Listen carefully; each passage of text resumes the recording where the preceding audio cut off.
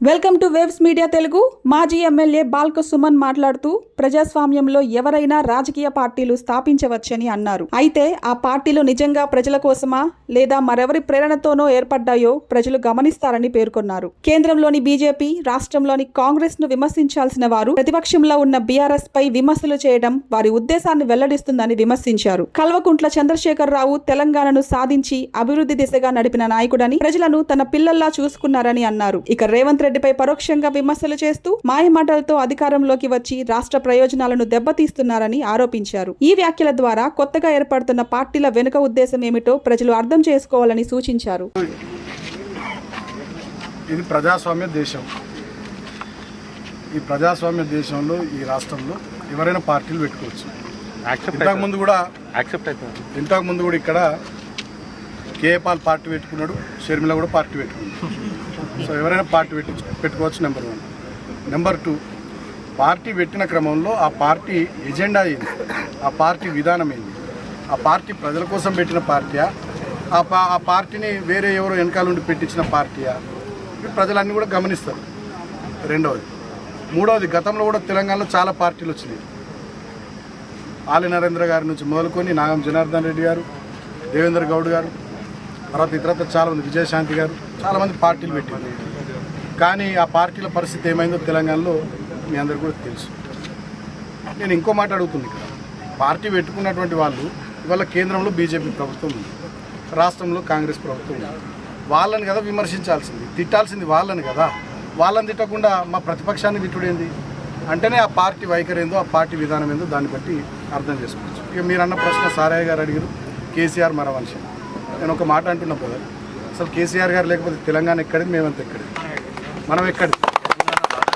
కేసీఆర్ గారి గురించి మాట్లాడే ముందు ఆలోచించుకోవాలి కదా. కేసీఆర్ గారే లేని మనం ఎక్కడిది, మన తెలంగాణ ఎక్కడిది.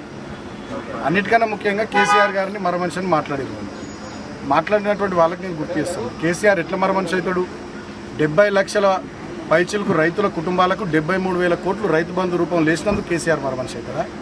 15 లక్షల ఆడబిడ్డల పెళ్లిళ్ళు చేసి కళ్యాణ లక్ష్మి కింద ₹1,00,000 ఇచ్చినందుకు కేసీఆర్ మర మనిషి అవుతారా? 15 లక్షల గర్భిణీ స్త్రీలకు కేసీఆర్ కిట్ ఇచ్చి ఒక అన్నలాగా వాళ్ళని ఆదుకున్నందుకు కేసీఆర్ మర మనిషి అవుతారా? 4.5 లక్షల ఒంటరి మహిళలకు 200 ఉన్న పెన్షన్ 2,000 రూపాయలు చేసి వాళ్ళకి పెన్షన్ ఇచ్చినందుకు కేసీఆర్ మర మనిషి అవుతారా? లక్షలాది మంది అవ్వలకు తాతలకు 200 ఉన్న పెన్షను 2,000 రూపాయలు చేసి వాళ్ళ కన్న కొడుకులాగా ఇచ్చి ఆ కుటుంబాలను ఆదుకున్నందుకు కేసీఆర్ మర మనిషి అవుతారా? రైతు పెద్ద మరణిస్తే ఆ కుటుంబంలో రైతు బీమా కింద 5 లక్షలు ఇచ్చి ఆ కుటుంబాన్ని ఆదుకున్నందుకు కేసీఆర్ మర మనిషి అవుతారా? ఇవాళ కాళేశ్వరం ద్వారా కానీ, పాలమూరు రంగారెడ్డి ఎత్తిపోతల పథకం ద్వారా కానీ, మిషన్ కాకతీయ ద్వారా కానీ తెలంగాణ బీడు భూములకు నీళ్లు మలిపినందుకు కేసీఆర్ మర మనిషి అవుతాడా? మిషన్ భగీరథ ద్వారా మంచినీళ్ళు ఇచ్చినందుకు కేసీఆర్ మర మనిషి అవుతాడా? ఎందుకు కేసీఆర్ మర మనిషి అవుతాడు? ఎట్లా కేసీఆర్ మర మనిషి అవుతాడు? చేప పిల్లల పంపిణీ, గొర్రెల పంపిణీ ద్వారా యాదవులు, ముదిరాజులు, బెస్తా కుటుంబాలను ఆదుకున్నందుకు కేసీఆర్ మర మనిషి అవుతాడా? దళిత బంధు లాంటి 10 లక్షల రూపాయలు ఇచ్చి దళిత కుటుంబాలను ఆదుకున్నందుకు కేసీఆర్ గారు మర మనిషి అవుతారా? ఎందుకు మర మనిషి అవుతారు కేసీఆర్ గారు? తెలంగాణ తెచ్చినందుకు మర మనిషి అవుతారా? తెచ్చిన తెలంగాణలో అన్ని వర్గాల ప్రజలు బాగుపడాలని తనలాడినందుకు కేసీఆర్ మర మనిషి అవుతారా?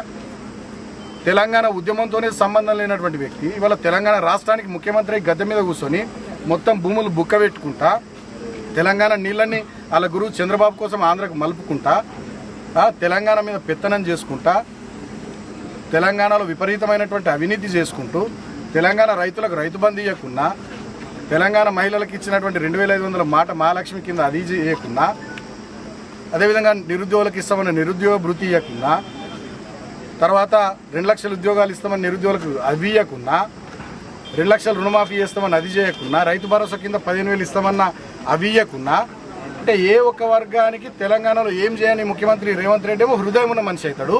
తెలంగాణ కోసం చావు నోట్లో తలబెట్టి తెలంగాణను తెచ్చిన కేసీఆర్ మర మనిషి అవుతాడా? తెలంగాణ కోసం అనునిత్యం తహతహలాడి తనలాడి తెలంగాణ ప్రజలు, ఎస్సీలు కానీ, బీసీలు కానీ, మైనార్టీలు కానీ, ఎస్టీలు కానీ, రైతులు కానీ, మహిళలు కానీ అన్ని వర్గాలు బాగుండాలని అనేక సంక్షేమ కార్యక్రమాలు పెట్టి దేశానికి రోల్ మోడల్ లాగా తెలంగాణను తీర్చిదిద్దినందుకు కేసీఆర్ మర మనిషి అవుతాడు. ఎందుకు కేసీఆర్ మర మనిషి అవుతాడు అంటే ఇటువంటి వ్యాఖ్యల్ని బట్టే ఇవాళ ప్రజలు కూడా అందరూ ఆలోచిస్తూ ఉన్నారు. అందరికీ కూడా అన్ని విషయాలు అర్థమవుతూ ఉన్నాయి. రాబోయే రోజుల్లో మున్ముందు ఇంకా చాలా విషయాలు మాట్లాడుకుందాం. డెఫినెట్గా ఒక విషయం మాత్రం చెప్పదలుచుకుందాం. తెలంగాణ అంటే కేసీఆర్, కేసీఆర్ అంటే తెలంగాణ.